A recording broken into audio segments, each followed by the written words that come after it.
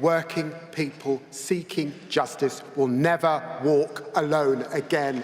That is the difference a Labour government makes.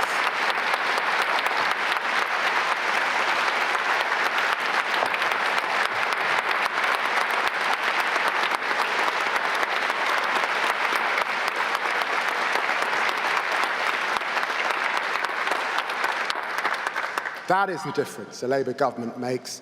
That is the difference a Labour government makes.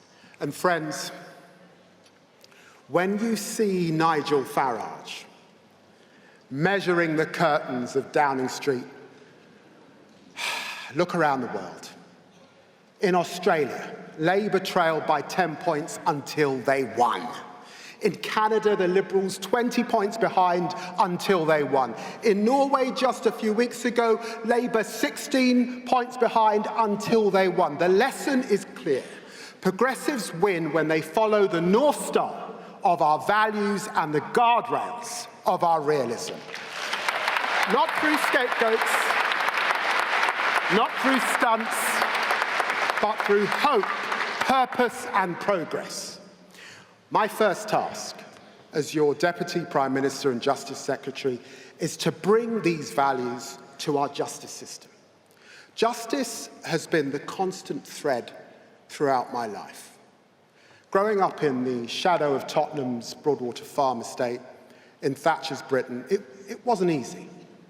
I was stopped and searched by the police. I saw too many people who looked like me who ended up on the wrong side of the law.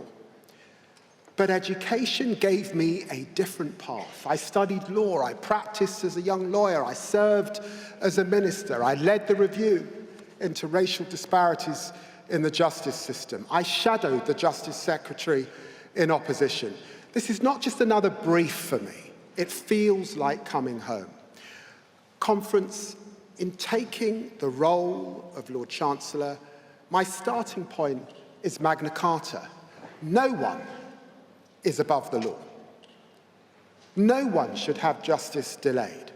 No one should have justice denied. And yet under the Conservatives, prisons were bursting at 99% capacity. Courts had record backlogs, rape victims waiting for years before their case came to trial. Legal aid deserts right across the country, probation officers at breaking point. Justice delayed and justice denied. That is the Tory legacy we have been left to fix.